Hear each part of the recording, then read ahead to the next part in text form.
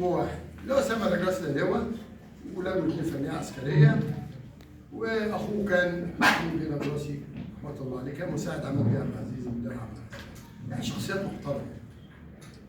قال لي ال 50 ولد دول من باشا لوش وسنتميه مش لاقيين ياكلوا. مش لاقيين ياكلوا. خدتهم للراجل المحترم معالي الوزير سيد باشا، كان وزير انتاج الحربي، وانا قاعد عين ال 50 منهم شريف الشافعي. نعم حضرتك اللي عينت يا باشا، لو كتبت هتكتبني. هو راجل مش حرامي وسيل اموال ومخدرات واثار، انت هتكتبني.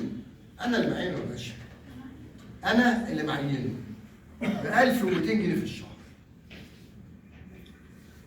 ومع احترامي يقول لك ايه، اصل الثروه عنده 11 مليار. 11 مليار يا دوله، يا سياده الريس افحص اللي انا بقوله. ده صرف في الانتخابات دي 100 مليون.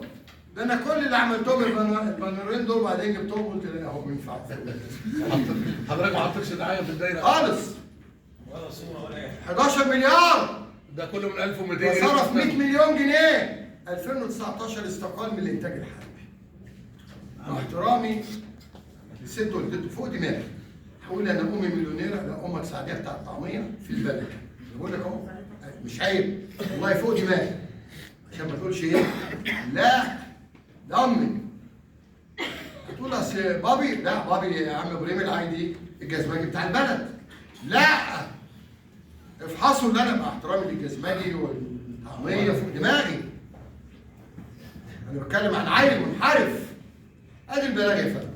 وخدمه فلان شريف الشافعي علي متولي الصحاب، مقيم بكار البشروش، كان مش عارف التاني لحد 2001 استقال 2019، عمل شركه مصريه للتوريدات العامه والكرامه دي بنها كفر الجزار. وبيحكي بقى هو من على فكره مستقبل وطن، الثاني شرعان ده مستقبل وطن. ها؟ واحمد عبد الوهاب موجود، واحمد لو انا كداب اطلع كدابني. بعد ما جاب بقى شرعان الثاني اللي هنتكلم عنه وقال لك ده ولد منحرف، رفضت اجيبه وجبت احمد نافع. تمام؟ خلاص؟ حضرتك جبت المليارات دي منين؟ طب انا بسالك بقى يا سياده اللواء عاصم او عميد عاصم. عندنا وزير داخليه ذكر محمود بيه توفيق. بسالك يا هشام يا شكري. انتوا عقار امن دوله.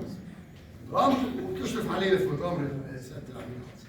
انا بسالك ده البلاغ اهو. اهو. اتفضل يا باشا البلاغ اهو. بقاله 9 اشهر محدش حقق فيه. وكله عايز يخطف الحصانه. الاول